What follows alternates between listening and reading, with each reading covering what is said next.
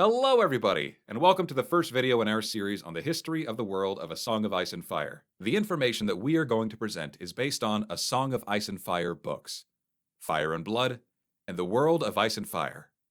Links in the description.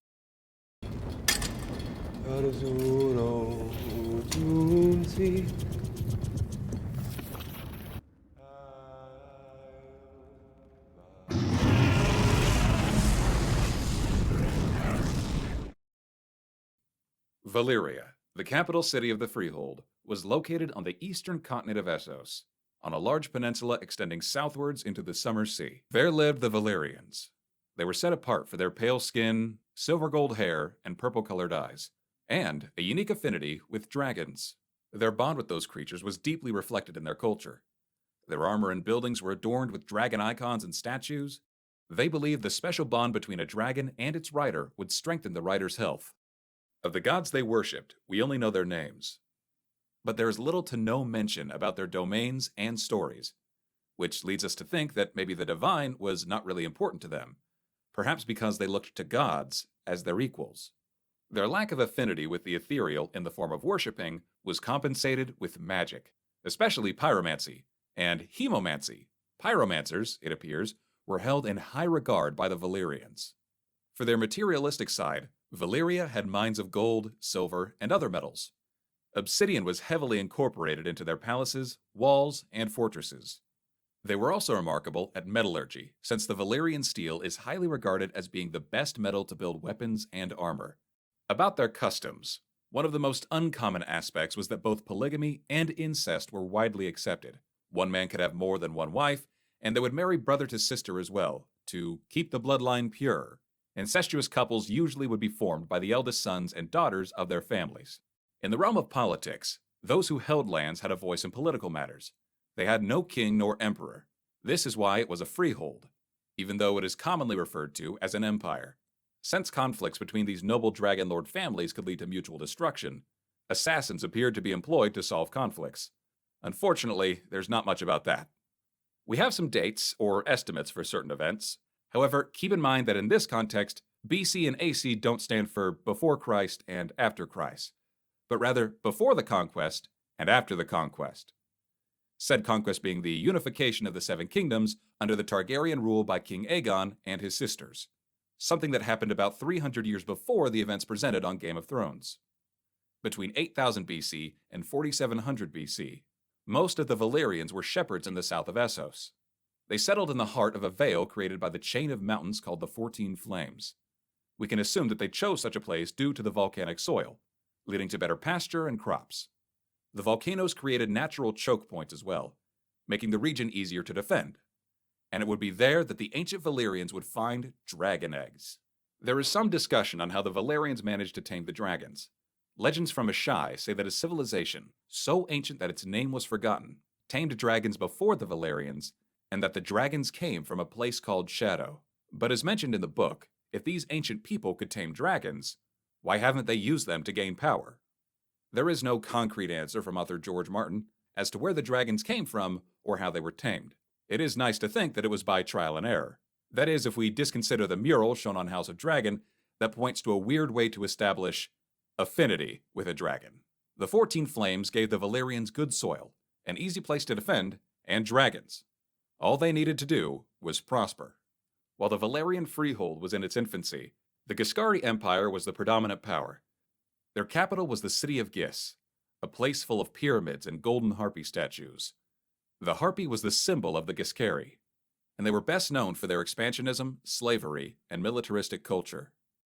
There is no mention about what started the conflict between the Freehold and the Empire, but they would fight 5 wars. The Valyrians won all of them.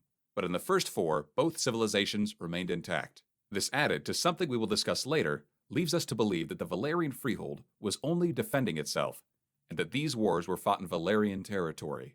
The 5th war would be the end of the Ghiscari. The Valyrians burned temples, homes, and even pyramids. They slaughtered at will. Those they let live were enslaved, and those who fled would come back to a dead land full of ashes. The slaves were put to work in the mines of Valyria, mining for gold and silver. The end of the 5th Ghiscari War would mark the beginning of the Valyrian expansion.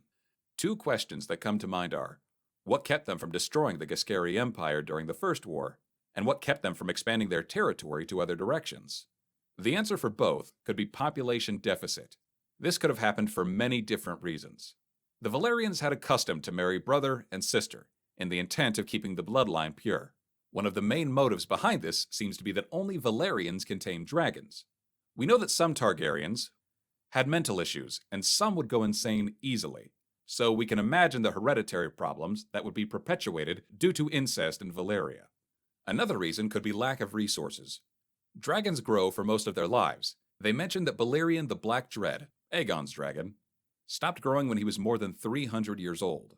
So we can assume that much of the resources that could be used to get more servants and soldiers had to be spent on the dragons. Yet another reason could be conflicts within the Freehold. I doubt they were a Freehold from the start. They probably had many conflicts, and the threat of mutual destruction led to this political system. So, only the nobles would have dragons, they had a population deficit, and what gave them political power was the amount of land they held, and dragons, of course. Our theory is, the Valyrians were weakened by infighting, but they were still strong enough to repel the Ghiscari invasions, and as a way to stop the internal conflicts, they agreed to a freehold political system. Since they were too strong to fight against each other for lands, they decided to expand their territory to increase their wealth, which was hard because they didn't have the people or financial resources to do so. So during the Fifth Ghiscari War, they solved this by sacking the Ghiscari Empire and taking the survivors as slaves to work their fields and mines. They needed population and lands, they needed to conquer. Northwest from Valyria lived the Rhoynar. They worshipped the river Rhoyne and held its giant turtles as sacred beings. And at its margins, they built their cities, the most prosperous of them being Sarhoy. They had shields made from shells and had mages that could use the power of water. And, surprisingly, considering the expansionist goals of the Valyrians, they were at peace with the Rhoynar, passing them over during their expeditions and going west to fight the Andals. The Andals were tall, fair-haired, religious, and warlike people that originated in the north of Essos.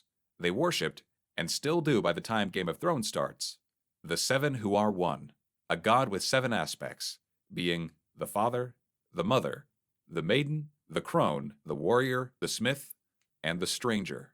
The Andals could not withstand the Freehold's might, so many of them fled to Westeros, taking the faith of the 7 with them. They would conquer most of the continent through war or marriage pacts, except for the north. For the Northmen, especially the remarkable rivals, House Stark and House Bolton, joined forces against the invaders and used a swampy region called the Neck to their favor. This is why the North still worships the so-called Old Gods. We think the Valyrians were keeping the Rhoynar as underdogs. The Andals and Rhoynar were natural enemies because of their religion. The Andals worshipped the 7, and the Rhoynar worshipped the river Rhoyne. Also, it is mentioned in the books that the Valyrians allowed the people they conquered to keep their faith, as a way to keep them divided and to avoid rebellions. The Freehold had such power that even those who ran away from them became conquerors in other continents. The Valyrian expansionist effort would result in the foundation of many city-states, the so-called Free Cities. The city of Myre would be founded by merchants.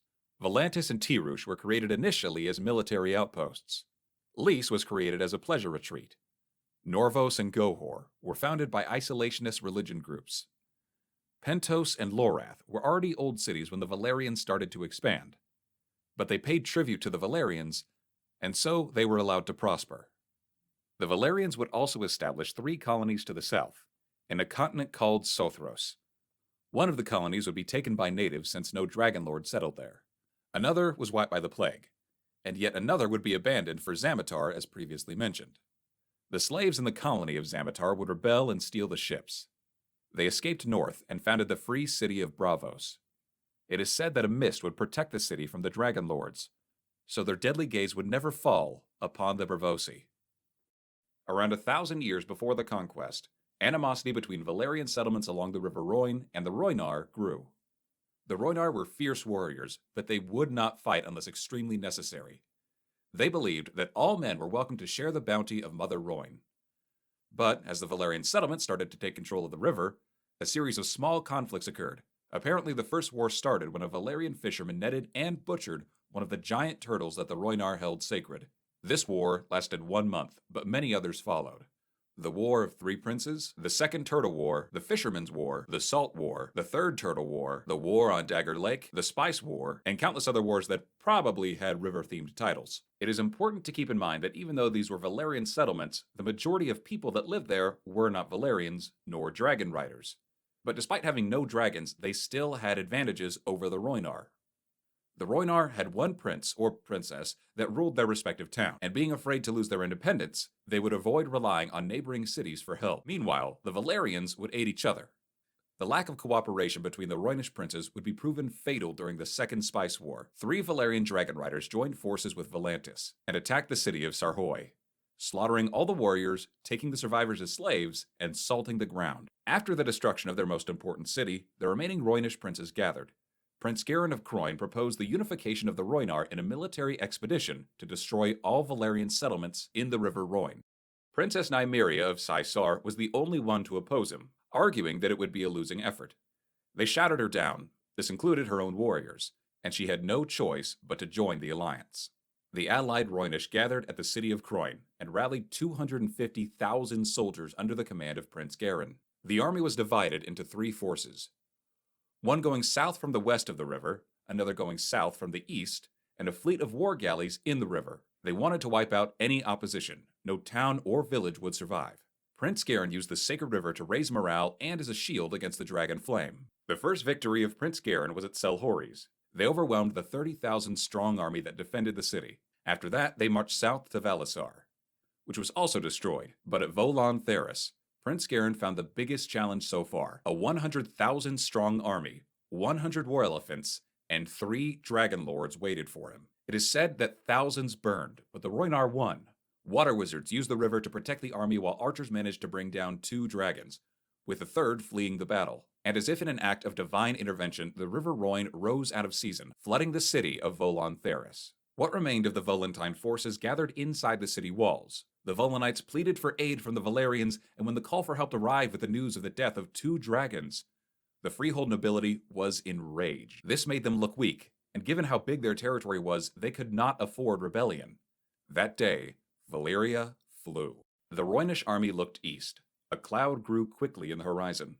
The might of the Valyrian Freehold was flying toward them in the form of more than 300 dragons. The sky roared. Many Rhoynish fled to their river goddess, only to be boiled alive or drowned while their brothers in arms burned at the shores. Some surrendered, and others were captured. It made no difference. They had the same fate. The Valyrians hung Prince Garin in a golden cage around the walls of Volantis, and forced him to watch the executions that would turn the shores of Volantis red. Legend says that as Garin watched the atrocity that was being done to his people, he begged Mother Rhoyne to curse the Valyrians. And that night, the river flooded out of season again as a thick fog fell. Afterwards, many Valyrians died from grayscale, a disease that turns the skin of the infected into stone and deteriorates their minds. Said sickness is well known in Essos, but regardless of this tale of its origin being truthful or not, it was of no consequence, because after butchering the entirety of the Rhoynish army, the Valyrians marched north, bringing the caged prince with them. He was forced to witness the sacking and enslavement of Sarmel and Croyne, his own city. The fate of Prince Garin himself is not clear. Perhaps he was put to work in the mines, or executed unceremoniously. There is no mention of it. The Rhoynar were the last folk to unite against the Valyrians, and what was left of them was left under the rule of Princess Nymeria. Fearing the approaching Valyrian army, Princess Nymeria led an exodus of the remaining Rhoynar from Nisar. Bards sing that her ships were filled with women and children. They would try to settle in as many places before finally arriving in Dorne, where Princess Nymeria would marry Lord Mors Martell. The troubles the Rhoynar faced before finally arriving in Dorne were so many that a book could be written about it. For the rest of the Freehold's existence, there is no record of anyone taking up arms against the Valyrian Freehold. Perhaps the Valyrians were planning to expand further to the west when, around 314 before the conquest, they annexed a small volcanic island at the mouth of Blackwater Bay. There, a castle would be raised, and the small island would later be called Dragonstone. This would be the westernmost Valyrian stronghold. 200 years after the construction of Dragonstone, Daenerys Targaryen, daughter of Aenar Targaryen, had a vision of the destruction of Valyria. Aenar, being the reasonable and calm man that he was, sold all the Targaryen land and fled with his family, dragons, and servants to Dragonstone. The Targaryens were not the first Valyrian house that moved to Westeros. House Velaron and Celtigar moved there as well, but there are no details about when they have done so or why they did it. Regardless of their motives, moving to Westeros secured the survival of these noble houses. In 102 before the conquest, the visions of Daenerys Targaryen would prove to be true, as the 14 flames erupted. The flames that gave the Valyrians dragons would now humble them. Entire cities were swallowed by the ground as the entire peninsula shattered. Just a few isles remained in what would be called the Smoking Sea, a place that no sailor would dare go to. One of the few Dragonlords that survived, Lord Arion, declared himself the Emperor of Valyria, and he prepared a military expedition composed of 30,000 men and his dragon, and none of them returned, not even the dragon. The ruins of the Smoking Sea are considered to be one of the most dangerous places in the world of ice and fire. A Lannister king would go on an expedition there and disappear with his ship, crew, and Valyrian steel sword. This is why the Lannisters don't have one when the Game of Thrones begins. Knowledge, history, and culture were wiped away within a day. The sudden destruction of the capital of the Freehold would create a power vacuum, starting an era that would be known as the Century of Blood, a period in which the free cities and other powers would strive to control Essos. The Doom was not the end of the Valyrians as a race. There are descendants of the Valyrians spread around the world, but in terms of nobility, the only houses that remain, at least in Westeros, were Targaryen, Valyrian, and Celtigar. The Valyrian Freehold ended, but with fire and blood, a kingdom would be forged. Thank you for watching. If you liked what you heard, please like, share, and subscribe. Your feedback in the comments is also appreciated, and we hope to see you in the next one.